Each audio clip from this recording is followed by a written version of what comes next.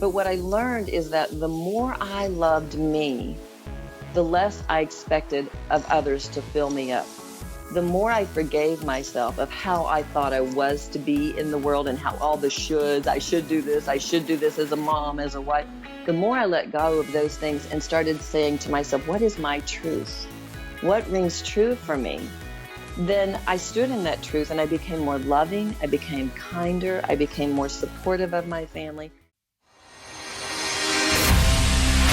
Have you ever heard the phrase becoming the best version of yourself? Yeah, me too. But what does that even mean, and how do we become that person? I'm here to help you navigate through those questions and come up with actionable steps in order for you to live your best life. We've got to discover what we want. We've got to figure out a plan on how to get there, and then we have to go. We can't just sit and wait any longer. Life won't wait on us. So come join me on this constant journey to become the best version of yourself and to find your best you. I'll see you on the other side.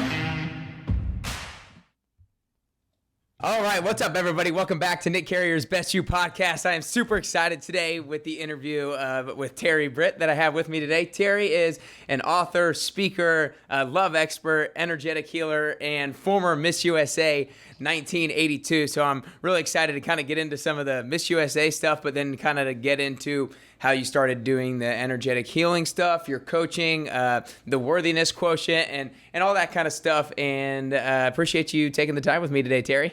I'm so excited to be here, Nick. I really am. I love what you're doing. I love that you have a mission, that you're trying to bring out the best you in everyone, and to see, to just inspire your listeners and your viewers. So I love that. We are so on the same page. It's awesome. That's awesome. Yeah, it's going to be great conversation then. So I will just start briefly with the Miss USA stuff. I feel like I can't go too much further without at least starting there. So tell me a little bit about, the experience in general and maybe what your biggest challenge was, or maybe what your favorite part was. Ooh, well, I can tell you that the way I won Miss USA was not your typical way of winning.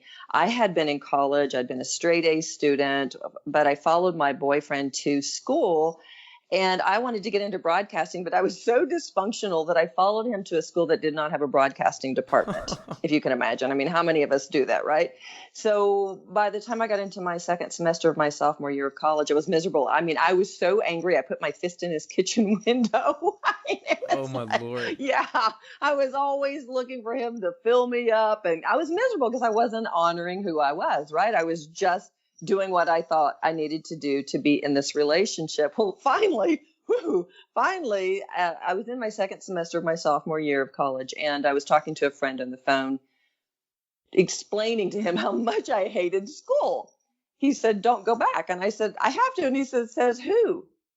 And I tell you, Nick, in that moment, I just had something wash over me, and I knew that I had to leave school. And you have to understand, I was a person who graduated second in my class in high school, who was always the straight A student, always going for, back then it was the 4.0 that we were going after. Nowadays it's God knows what, the 5.0, I don't know. But, that was my whole mission, was to be the smartest and the best at everything. And to leave school was huge. So I got off the phone with that friend. I went into my parents. I was home for the weekend before going back going back to school for that week. And I remember saying to my parents, I can't do this anymore. I can't continue this. And luckily they supported me. I think it was by the end of the week, maybe within a couple of weeks, I had found someone to take over my apartment. I had moved home and I had found a job selling shoes. Well, I had been in the Miss Arkansas pageant the year prior, made top 5. Didn't win. I was looking for a break. I wanted to get out of Arkansas. I just knew that I wasn't where I was supposed to be. Well, I didn't win. And I said, that's it. I'm never going to do this again. Well, I was working selling shoes now, when I just left school, and the former Miss Arkansas came in, explained to me, she didn't recognize me at first because I had now short hair. I mean, as short as yours practically, maybe a little bit longer on the sides. Right. And I lost some weight because I was no longer eating college food. So we're talking, and I introduced myself to her again because she, as I said, she didn't remember me. But I told her that I wasn't going to be in the pageant. She said, "Are you going to be in it this year?" And I said, "No." I said, "I was looking for a break." I said, I thought maybe modeling, acting, something. Well, she then explained to me that a production company out of Miami had just bought the Miss Arkansas franchise. They did commercials, they did all kinds of stuff. So of course, my little antenna go up. Whoa, maybe I need to be in this. So I told my mom. She made my dress. I was also training to sell timeshares. They said, we'll sponsor you. I literally go into Miss Arkansas, win the pageant. I mean, it was like, I think I left school in February. I'm not really sure, but I won Miss Arkansas in, I think it was April. And then 2 weeks later, I'm shipped to Miss USA. And then I win Miss USA 2 weeks after that. So I literally had a few months span of time where I just said, no more. That's it. I'm done. Listen to my heart. And then my whole world opened up. I mean, it was this huge awakening, but I don't think I really got it at that time. I just thought, whoa, okay, this is cool, right? But here's what's interesting. In that moment of winning, here I was always trying to be the best, right? Always trying to win at life. And in that moment of winning, I mean, if you saw my mouth, it's like the Grand Canyon. It's still talked about to this day as the most emotional, outrageous reaction, because I'm like, I mean, it was really funny. But what was interesting is that the ego said, yeah, I won. But there was this part of me that said, is this it? Is this it? Right? I mean, it was really interesting to have those mixed emotions. And then the next moment, I felt guilt because my boyfriend, who I had put my fist in his kitchen window, we were then talking about getting married. And we had been making all these plans after I left school. Well, winning Miss USA meant I was going to be shipped to New York and he was going to stay in Arkansas. So I felt guilt. Here I went back to my dysfunctional way of being because I thought that's what love was. So that whole moment of winning was very interesting. But I forgot to tell you something. I want to share this with you because this was huge. Because here's where a seed was planted that night. Most girls talk about world peace, and most girls talk about doing something really special to win a title like that. Well, in the top 12, Bob Barker says, what do you do in Cabot, Arkansas, population 4,000 on a Saturday night? And I said, well, and I was really Southern. My voice was, I think, a few octaves higher. I said, well, Bob, in the winter we stay at home, but in the summer we go to Tasty Freeze and we sit on the back of my friend's pickup. He plays the banjo and the guys drink beer and dip a little skull. It's a real good time. Oh, yeah. I heard it. That was almost word for word. And I won with that. I had short brown hair and I won with that. And what I realized later on, it took me a while to really, I guess, to absorb this, is that I won by being real. I won by being so authentic. Whereas in the past, I was always performing. I was always trying to get it right. But it would take me a long time to figure that out. But a seed was planted that night that said, when you follow your heart and you're real, you're standing in your truth, miracles show up. And a boy, did a miracle show up that night. Yeah. So you talked about the timeline of like stopping school, doing Miss Arkansas, like all this is over a very short period of time, like that your life changed. A couple of months, yes. And then, you said did you end up moving to New York? I had to, yes. Okay, you had to. USA, I was shipped to New York. So my boyfriend and I ended up breaking up. We got back together eventually down the line, and then we broke up again. But we broke up because we felt like it was too hard to be separate because I wasn't going to see him for the whole year. Ironically, I ended up dating Wayne Newton. A few months later, I met him at the Jerry Lewis Telethon.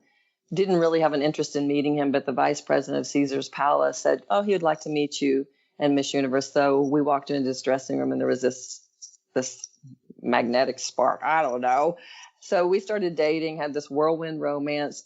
Interestingly, the Miss Universe people threatened to take my crown away because I was dating this man who was estranged from his wife. They were not divorced. So I was doing a bad thing in their minds. And what was interesting, here was my dysfunction again, is I told them to take the crown because I was in love with this man. So my whole life was always wrapped up in what the man wanted, what my relationships wanted, not what I wanted. So even though I had won Miss USA, even though I looked like I had all this going on in my world, I was so dysfunctional in how I lived my life. It was ridiculous. So that year was quite interesting. 6 weeks before I was to give up my title to the next girl, Wayne says, "I love you and I miss you and I'll talk to you tomorrow." And then he didn't call back. So I thought I was moving to Vegas. He had already told me to give my car to my sister that I had won because he had plenty of cars. I mean, it was this really interesting scenario that happened. So I ended up seeing him that summer because I was asked to host the preliminaries of Miss Universe, and he happened to be in the same town of St. Louis, in the same hotel, performing at the Fox. So we ended up getting back together, and he dumped me again that fall. That's when I said, "That's it, no more. I'm done." So I moved to Los Angeles and got into the broadcasting industry, got into acting, got into hosting. So I just said that was it, no more. And that's how I made the move from Arkansas to New York and then to Los Angeles, which I lived for 22 years. Gotcha. So you said you were living your life basically for other people, not for yourself. Why do you think you were doing that? Like, was there anything about when you were growing up, or why were you conditioned to live your life for other people? Great question, Nick. Great, wise question on your part. Yes, I was raised in your typical American family where mom and dad deny themselves, do everything for the kids, try to make everything okay for them. But it was also expected that we were very good, that we were good girls, my sister and me. We had to be the good girls. And being good meant don't rock the boat, don't share your feelings, don't make everyone more important than you are. Okay. And even though my parents were making my sister and me more important than they were, how they treated themselves, it was really how they treated themselves that we watched. And so mom and dad denied themselves in their relationships. I can remember mom saying, "Don't tell your dad this. I don't want him to get upset." And my dad would say it all the time. So there was this sense of self-denial. Don't be authentic. Don't be real. Deny yourself because this is what equates to love. Well, I was learning very quickly that trying to be good, thinking this was loving, I wasn't feeling very loving because that's when I would suppress myself and get angry. So yes, I watched this growing up, and I believe when it really came to my awareness is when I got married, because I started doing those same patterns over and over again, being dysfunctional with my husband, suppressing myself, thinking this is what was love, and then would suppress, and then blow up. I couldn't stand myself as a mother, especially as a stepmom, because my husband, and this was my late husband, we were married for 17 years. He's now been passed since 2007, and I've been married for 10 years. So this was my first husband.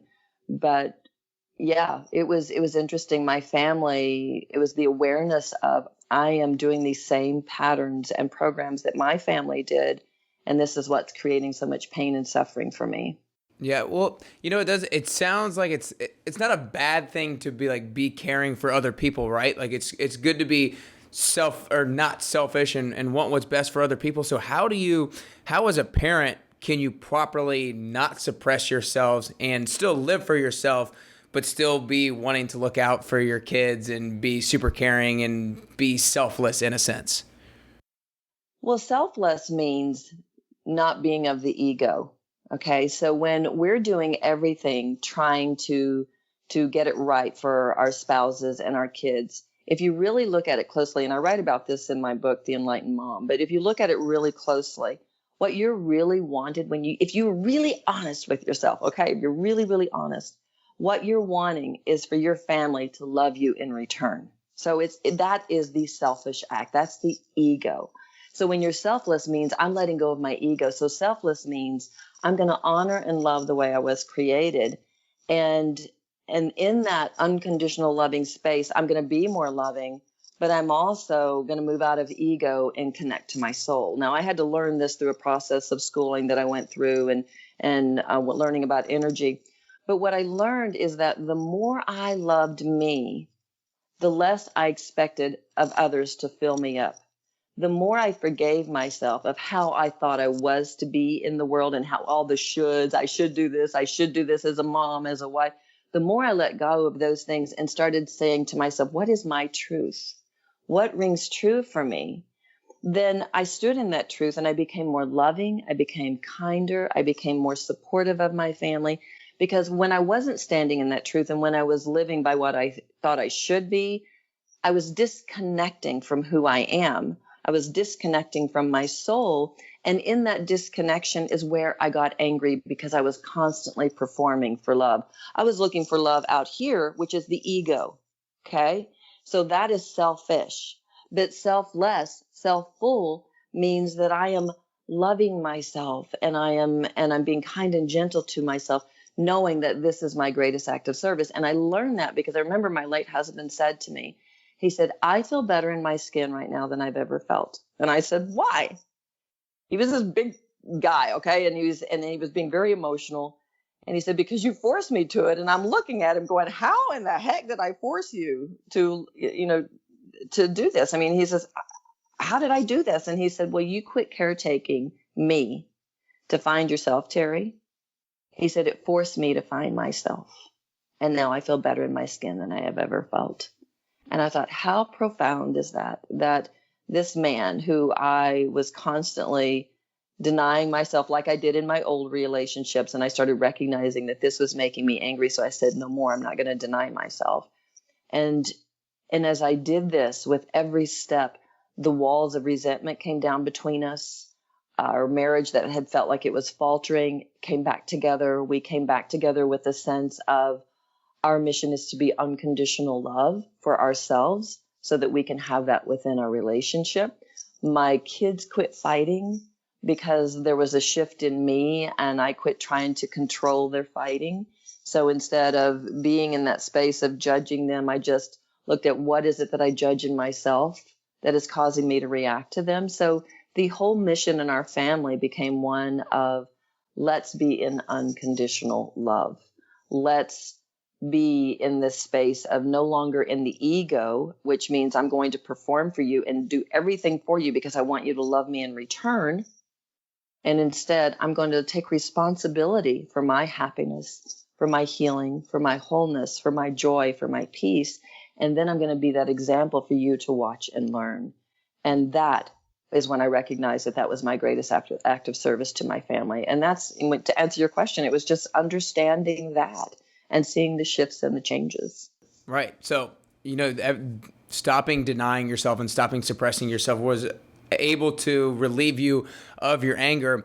But I think that's a lot easier said than done. So what does actually stop denying yourself look like? Like, because it's like I said, it's a lot easier said than done. So it's not just like by saying it, you're automatically just going to do it. And just not just being aware of it is going to make you do it. So what are the actual things that you had to start doing to make sure that you weren't denying and suppressing yourself anymore? Well, I first started listening to my feelings, because your feelings are your soul speaking to you. So if you're reacting, if you're in judgment, if you're in lack in your mind, if you're always being hard on yourself or being hard on your kids, hard on the people around you, if you're constantly comparing yourself, whatever those lower level emotions are that you are having, are your soul telling you that you're out of alignment. So for me, I started paying attention to my feelings. And I paid attention to when I was reacting to the people around me. Now, what I was shown is, and I was shown how to do this, is that one day I was meditating. I just read a book on unconditional love. I'm sitting there meditating, and all of a sudden, little Terri, the little girl inside of me, shows up. I see her in my mind's eye. And as I'm sobbing because I've never honored her or loved her or taken care of her, I hear in my ear, get up and write this. This is the beginning of your book. And that was the beginning of my first book, Message Sent, which was really a journal of awakening. But for that year that I wrote the book, I started paying attention to when I was reacting to the people around me, when I was being in that judgment.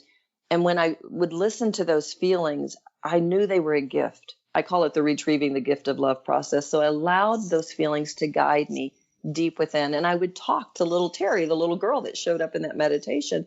And I would say to her, what's hurting? What's causing you to react this way? Because I knew that if I was reacting to anything. I was living by a belief in my subconscious mind that was not my truth. And so we don't usually know what's in our subconscious minds because our subconscious mind is subconscious, right? It's like it's hidden. And so we don't really know what's going on there, but yet it runs 95% of our life. Our conscious mind is only the 5%. So my feelings were my sign to tell me something is wrong. Something's out of alignment here. I would talk to little Terri and ask her, what's hurting?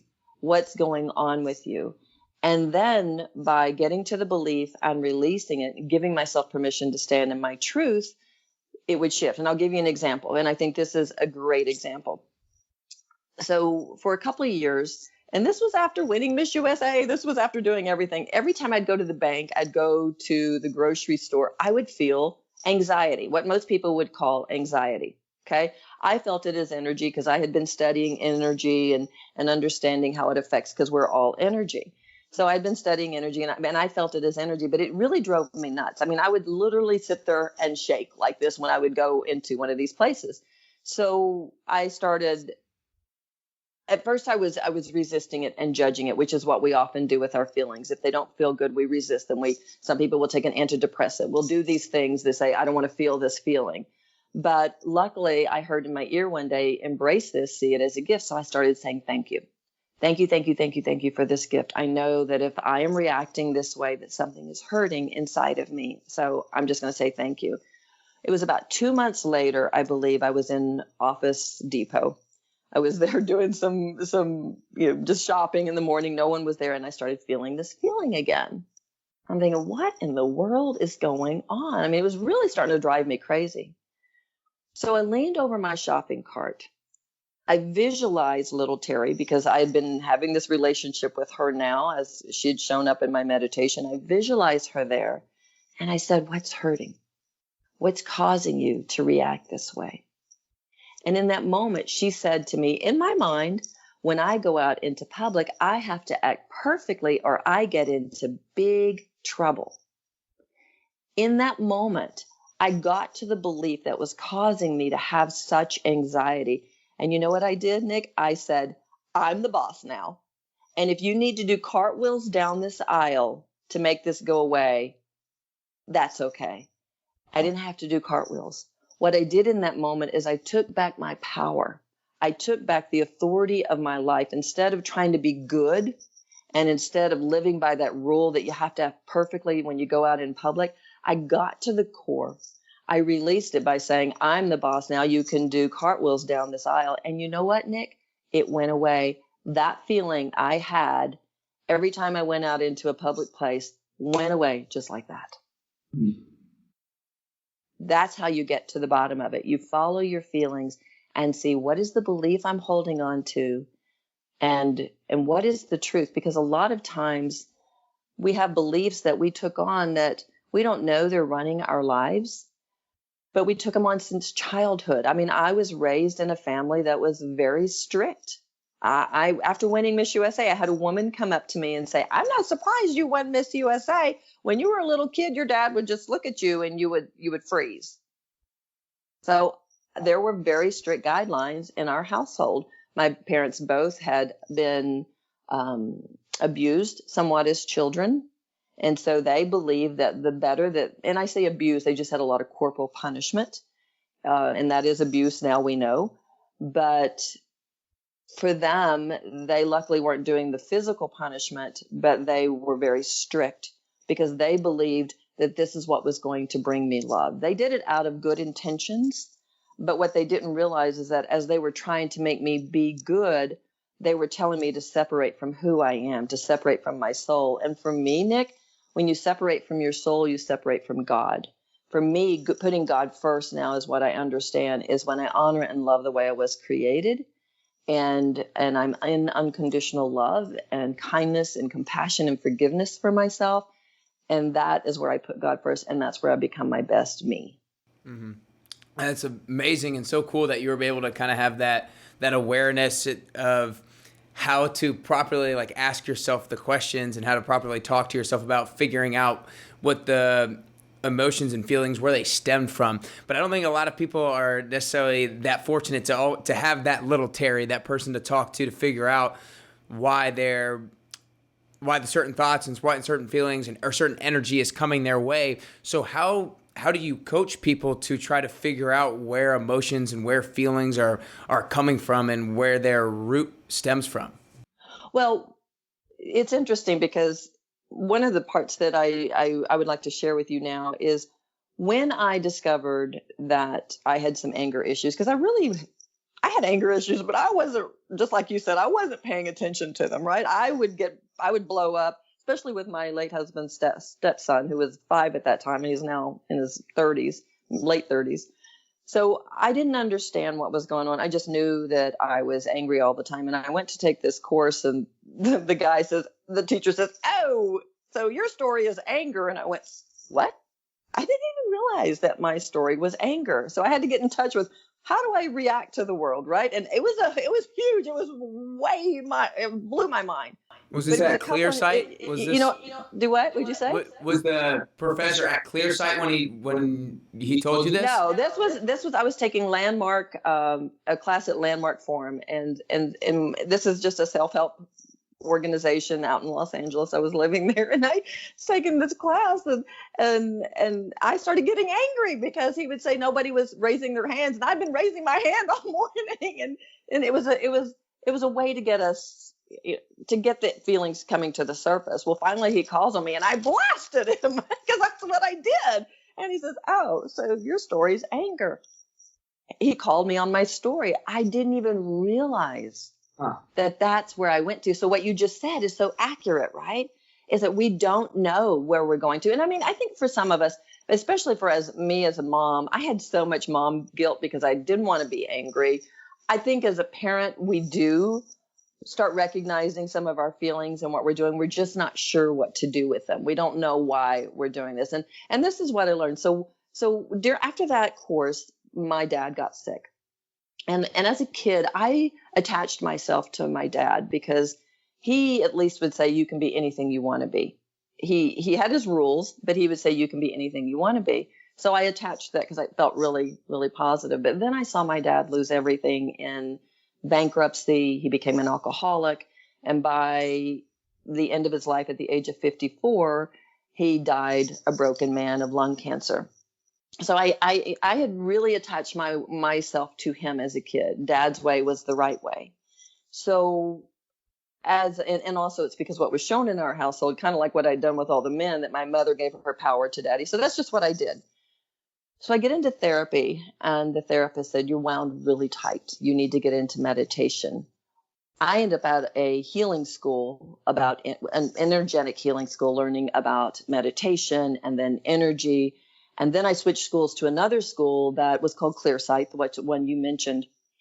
And Clearsight, I was in their clairvoyant program, which was their energetic healing program, which means that I was learning to see intuitively, which we all have the gift of either hearing, seeing, feeling, but to see the energy of where people were blocked. Our goal was to move their blocks out energetically because we are all energy. Back then, all they were saying is we're all energy. But now we know scientifically through quantum physics that we really are all energy. We're about 95% energy. So what was interesting is in that class, to start clearing out someone's energy and to their blocks of what were keeping them stuck from living the life they wanted to live, we would be scanning their energy, and then where we reacted, okay? So where we reacted meant that we had a matching picture. And so the teacher would say, when you can't see any longer, because now you're no longer in neutrality, that is your cue to go within and look at yourself. Go within and find the matching picture that is similar to the person that you're reading. So if you have a matching picture, like they have some pain story, then if you have a pain story, you're going to get what I call being lit up. So you'd go within, clear it out, and then come back and read neutrally. Well, every time I would do that, I felt more joyful. I felt more peaceful. I felt more loving. And then that's why I was shown through talking to little Terri and through seeing the shifts in my family, that this was a path of recognizing how we can shift our lives through our outer world. And my family just happened to be it because I was a full-time mom. So what I learned is that every time I reacted to something, every time I reacted to my kids, to my partner, instead of being in that victim mentality of you're doing this to me, I knew from my old classes that this reaction was actually a trigger. It was an energetic trigger that I was matching in this situation that needed to be released. It was being called to be released. Now what we know scientifically is that everything is energy, and that your thoughts create feelings, and your feelings then create thoughts. It's kind of the spiral, but those feelings are calibrated and they actually have an energetic vibration. So if you are in anger, if you're in judgment, if you're in shame or guilt, you run a very, very, very low vibration. And so you attract situations to you that feel hard. Now we also know that and Dr. David Hawkins did the map of consciousness in his book, Power versus Force, and he calibrated all these emotions. He said that at the point of 200, which is the point of courage, is where we start bringing life force energy to us. So what I started recognizing is that when I was courageous, giving myself permission to pay attention to my feelings, pay attention to my reaction to situations, to go within and heal the beliefs that were causing my pain and suffering, that I would then shift my vibration to a higher vibration and my outer world would shift. So a few minutes ago, I said something about my kids quit fighting. When they quit fighting, what happened is I was watching them one day, they were fighting, and I said, okay, what am I reacting to? Because I wanted to control it. As a parent, I wanted to control it and make them be peaceful, make them do the right thing. But instead, because I had learned all of these tools around energy and beliefs and how they affect us in vibration, I said, okay, I'm going to look at myself. So I went within and I looked at little Terri. I said, what's hurting? What's causing you to react this way to your kids? So she says to me, you can't fight. You can't have a difference of opinion. You'll get in trouble. Well, again, I took back my power and I said, I give you permission to fight. I give you permission to argue. You have my permission to have this voice. Well, as soon as I did that and I released this energy, I released the belief, I do what's called a soul retrieval. I called back my voice and I just said, I'm giving myself permission. And I just brought back that energy inside of me of feeling, yes, I am empowered. It's good that I have this voice. As soon as I did that, Nick, my vibration shifted and my kids no longer were matching me. They watched me become this example and they quit fighting. I mean, it was so profound that this is when they were little, but my kids are now in their mid to late 20s, and depending on which kid. But my youngest one, when she was 19, I heard her tell someone, my sister and I used to fight all the time, and then one day it stopped. I don't know why it stopped, but it stopped. Well, I know why it stopped, because when I shifted the vibration and moved into unconditional love, my kids shifted. So our outer world is our greatest gift.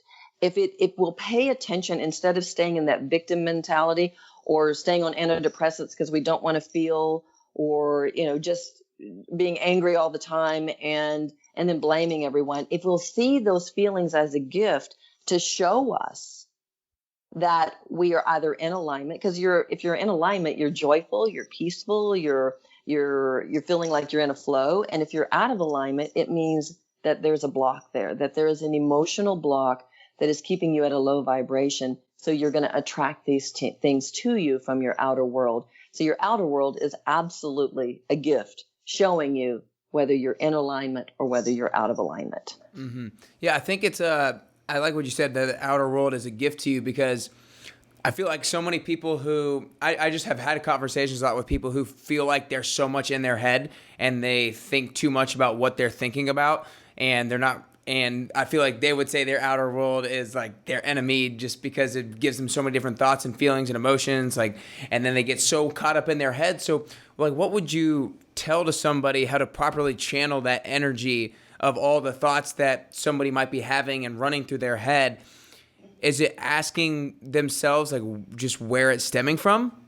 Well, first off, it's recognizing, Nick, that when you have all those thoughts in your head and you're feeling like you're pulled in 10,000 different directions, the chances are you're performing. You're performing for love and approval. So you have to make a commitment to stop the performance, saying no more. I'm choosing unconditional love, because this is your greatest act of service. When you choose unconditional love, you are saying, I'm no longer going to be in judgment of myself. And because you choose that, the judgment towards others will start just dissipating. And it's amazing. So you become a peaceful messenger in the world. That is your greatest act of service. So it's about recognizing, one, am I performing? Okay. Am I performing? Is that's what's going on in my mind? And then recognizing which of the thoughts are standing out the most? What is that thought? And how does it make me feel? So then take the feelings of what's going on and allow those feelings to guide you back as far as you can. Okay. Go back as far as you can. I remember saying to my late husband, you're taking away my power. He says, I'm not taking away your power. You're giving it away. And it was a shock. So I had to look inside and see, what is this about? And I knew that as a child, I was taught to give my power away to my dad. That's what you had to do. So it's about making a decision, one, to commit, to heal, to taking responsibility for your life. I have a little acronym. It's called Clean Out the Crap, CRAP. And so if you can think of C as committing to healing, R, taking full responsibility for your crap. A is going into awareness of how you're reacting to the world, of how are you joyful, are you not joyful? And then P is giving yourself permission to stop the performance and be the authority of your life. That is how we go within. And so, like I said earlier, it's about recognizing your feelings, allowing your feelings to take you back in time to the original belief, talking to that little kid inside of you. This is about becoming, even for men, the divine mother, because we have been in a masculine, very ego-centered energy for many, many centuries. And what's happening right now, and I believe it's happening from the Me Too movement as a part of it, is where women are finally saying no more, that we are worthy of being loved, nurtured, and valued for who we are. We're worthy of having a voice. We're worthy of doing this, but we're the ones who have been suppressing this. So if we can look at this as being the divine mother to ourselves, even for men, because men are needing this energy. Women have been suppressing our intuition, our kind and gentle way, and trying to be like men, like I did. Remember how I said I took on my dad's energy because he was the one that was valued in our home? Well, this is what we women have done. We valued the men. We're being good. When the Me Too movement happened, you heard so many women saying, well, I suppressed it. I didn't want to lose my job. I didn't feel like I could say anything, because chances are they were taught to be good, right? And so what we as women are doing right now is we're saying no more. We're taking a stand, but it's not just for women, it's for men too. And the reason I say that is because we've been in this driven poverty consciousness, okay, where everybody's performing, everybody's trying to get it right, do it right. They're suppressing their feelings, they're suppressing their pain. And we all need to go into that space. And I want to explain to you why. So as we come out and we start having our voices and we start listening to our intuition and our inner wisdom, what happens is we'll take that time and we stop the performance, is that we start getting guidance. Our souls start guiding us. God starts guiding us, however you want to call it. Our souls start guiding us. And in that guidance, we move into a divine flow. So every time you chip away at something that you're reacting to in your outer world and you move deeper into your truth, you raise your vibration. And what happens energetically is you're moving from lack to abundance. So see, when we're performing, and this is what you were talking about, the worthiness quotient earlier, when we're performing, when we're trying to get it right, do it right, be good, we are actually saying, I'm not enough. I don't matter. My feelings don't matter. And everyone matters more than I do. So what we do is we continue the performance. And as we stay on that perpetual hamster wheel and we keep doing this, imagine a column over here. We sit in this column, which is broken down. And this is a low worthiness quotient. And so like I did, as I told you earlier about my anger and my judgment and my pain, is that I stayed in a low worthiness quotient. So I attracted things to me that didn't feel good. I attracted, I attracted Miss USA, but I attracted men in my life that weren't treating me the way I needed to be treated. And, this was years ago. And as I started loving myself, it shifted. So you have different aspects in your life. But over here in this low worthiness quotient, you you suffer. And so we think that to be it good is loving, but when you're suffering, your pain gets taken out on the people around you. That's when you blow up. That's when you're angry. And in this low vibration, you attract things that are hard. So you attract things in life that feel like punishment. Say, for instance, you're trying to create a great career. And instead of giving yourself a voice in the workroom, maybe you're in a corporate situation, and instead of giving yourself a voice, you're suppressing yourself because you think that's what it means to be good. And so I'm just going to work really hard. But then you keep getting passed up for that raise or that job promotion, and you can't understand why. It's because you're living from a belief that says, I have to keep performing and I have to be good and I have to do it right, rather than saying, I just need to give myself a voice. I need to speak up, which would be breaking the rules, right? That would be no longer performing. And so we stay in this low worthiness quotient and we attract that same stuff that feels like punishment. But it's when we say, no more, I'm going to give myself a voice.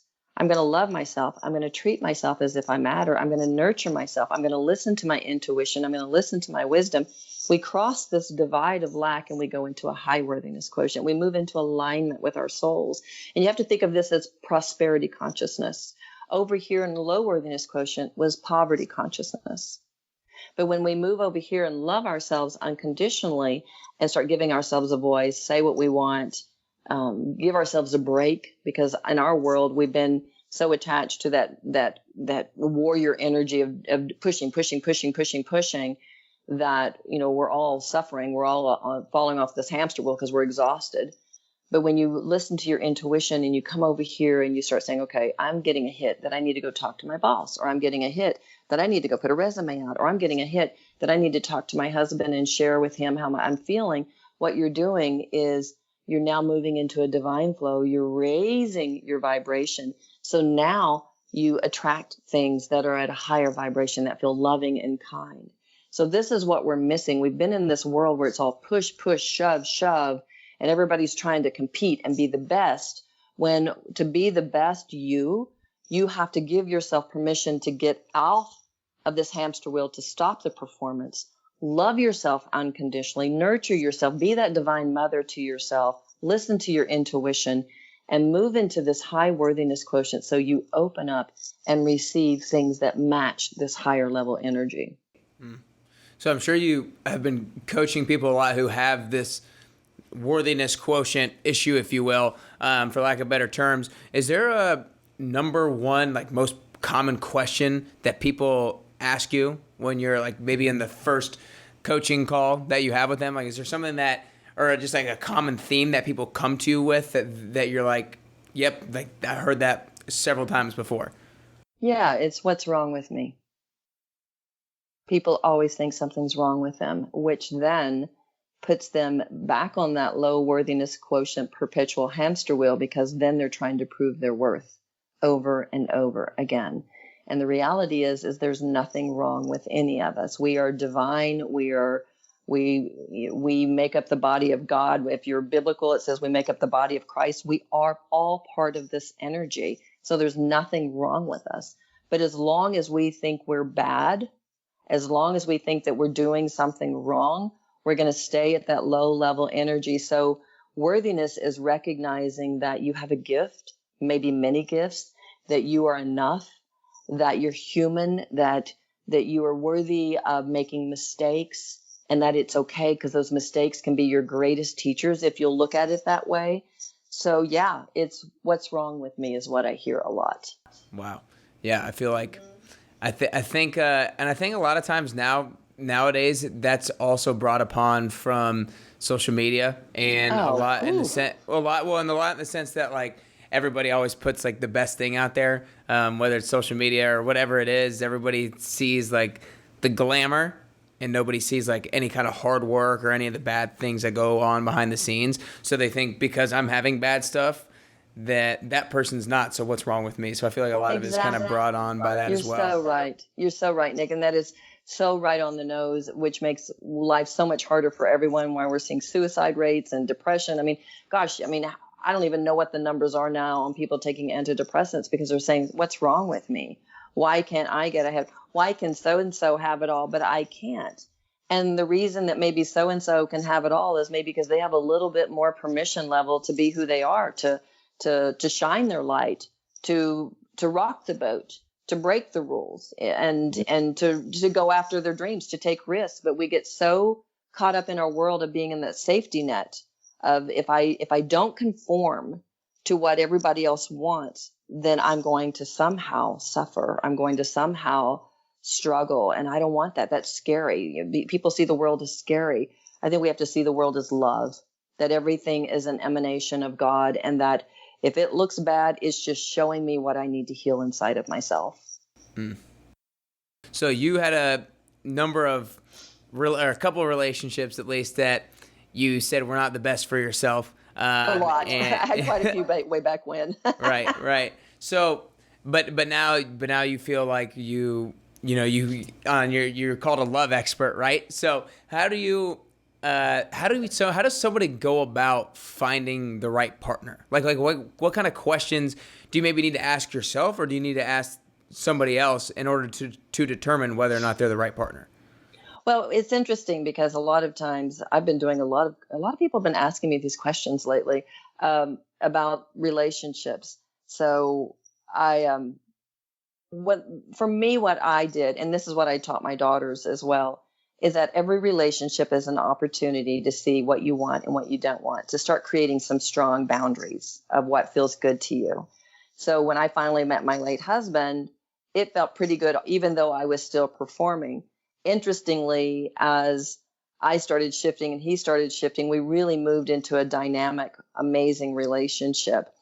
The one thing that was missing, though, was passion. I felt like we had lost our passion. Well, he ends up dropping dead of a heart attack, but right before this, he had prostate cancer. So I was working on a vision for myself of what I wanted my marriage to look like: passionate, dynamic, full of life. And I realized, if I'm wanting this, what do I have to do? Is I have to look at where am I blocking this? And I realized that as a good girl, I didn't have permission to have passion. So here I was, and clearing out all these beliefs around passion and what that looked like. Well, lo and behold, my husband dies. My husband now showed up on the doorstep the next day. I barely knew Charlie. His daughter was on my daughter's dance team. I knew his wife had killed herself. That's all I really knew. I maybe had 2 conversations with him ever, saying, "Hey, how are you?" That was it. He shows up on my doorstep, says, "Let me support you through this." I'm like, okay, I didn't really know what I needed support with, but he became a huge support. But a few weeks later, he shows up on his Harley, and he's got his little sleeves rolled up, and he's full of life. And that day, passion arrived. That was like, whoa, okay, I need to pay attention to this, because you have to understand, my husband had prostate cancer, and then I had mourned for 3 years. So when he dropped dead of a heart attack after beating the cancer, I was ready to live. I was a 45-year-old woman, and I was ready to live. So here comes Charlie, and whoa, I'm living. So what I learned through that process, and Charlie and I have an amazing relationship, and he will tell you, he said to me a couple of years ago, he said, "I knew you always loved me, but until you taught me to love myself, I couldn't receive your love, and now I do." So even our wedding day, we took a stand for unconditional love. We brought it up in our vows to each other that this is what we were doing. We were creating an enlightened family, and an enlightened family is to constantly learn from one another and grow and expand. So I just, for me, I've created this amazing relationship, and I'm going to tell you now how I did that. One, with each relationship that I had gone through, instead of feeling like I was the problem or, what was wrong with me, I don't know how I knew to do this. I just started looking at what can I learn from this relationship. I did this long before I ever learned about energy. It was just, what was good about that one? What am I willing to put up with? What am I not willing to put up with? So I started creating boundaries. And through each process, I looked at what is it that I want in a relationship. By doing so, if you'll write down the bullets of what you want, really get in touch with your feelings. Like I've talked about relationship stuff through here. I've talked about how you want to be. Do you want somebody who is willing to commit to learning and growing with each other instead of blaming each other? Do you want someone who's going to commit to unconditional love because that's what you want? So you put that down and you write your bullets down of what you want. Do you want that's going to be a passionate relationship? Do you want that you laugh a lot? Do you want that you cuddle a lot? What's your love language? Do you like to be touched? Do you like to have quality time? Write down everything that you want. And then here's what you do. You go down each bullet that you've written down. I love to do this. Put your hand on your heart, put your finger on the bullet, put your hand on your heart and say, do I believe I can have this? Do I feel worthy I can have this? And if you have any kind of doubt, that is your sign that you have a trigger in your subconscious mind that says you're not worthy of having that. And that is not the truth. Because if your heart is writing this down, your soul is telling you this is what you deserve. So you're incongruent. Okay? Your incongruency is my soul is telling me I can have this. My mind is saying I cannot. So that's when you want to go in and clean up the belief and say, okay, talk to the little kid inside of you. What is the belief you're holding on to that says you can't have this in the relationship? And as you do this and you go down and you go down and you go down and you clear out each one, what you're doing is you're raising your vibration. Because when you're wanting this relationship, that relationship sits at a vibration. But if you have beliefs that block you, your vibration is down here. Until you get your vibration up here, you're not going to have that relationship come in. So your goal is to do this work, to look at what is it that I really truly want. I don't want to perform in the relationship. I want it to be a learning and growing and forgiving and kind and compassionate thing. Get really clear on what you want. And then, like, for instance, if you want it to be compassionate and you write that down and you have some doubt, then you have to ask, can I have a compassionate relationship? Am I really compassionate towards myself? How can I start being more compassionate? So these are some of the things that you can do to start shifting your vibration. That's so cool. But the question I want to ask now is, I start off by asking the age question. So how old are you currently? I'm 57. 57. Okay, cool. So 10 years down the road, you're going to be 67, inevitably. So what does 67-year-old Terri Britt look like? What have you done, and what are you currently doing? I haven't looked out that far. I try to stay fairly present, but let me just kind of check in with myself. At 67, there will be a new consciousness on the planet about leading with love. And that's my global community is called Women Leaders of Love. And it's really that I will have made a huge impact on women. It's like a new women's movement of not trying to be like men, but instead being the intuitive, wise women that we are, who take time to go within and set this tone for others to watch us and learn, because that is our act of service. So it's really getting that concept that love is loving yourself so that you become that expression. That's what I see doing. I see coliseums. I see books. I've had TV show people talk to me in the past. Even assign me a writer to have my own show. I wasn't ready for it then. I would love to do a show where it's more of a group, where we're talking together and just bringing a new consciousness onto the planet, but it's fun and, a lot of laughter. So those are the things that I see for myself. That's awesome. Well, before I ask the last question, I want to acknowledge you, Terri. I think your ability to be able to go within yourself to talk to little Terri over and over again, like you've mentioned here in this interview, was so cool for you to be able to take that step back and figure out where your feelings and emotions were coming from. And obviously it's not just like an instant process. It takes time, and for you being able to stay committed to that process and your 4-step or your 4 pillars, or however you phrase it, mm-hmm. of the, but then like commitment. You're talking about cleaning out the crap. Yes. Commitment, responsibility, awareness, permission. I think for you always to go back to those to help you through kind of whatever emotions, whatever feelings you're having. I think that's so cool. And I think it's proved so powerful in your life. And now you're helping other people out with that same process. So that's so cool.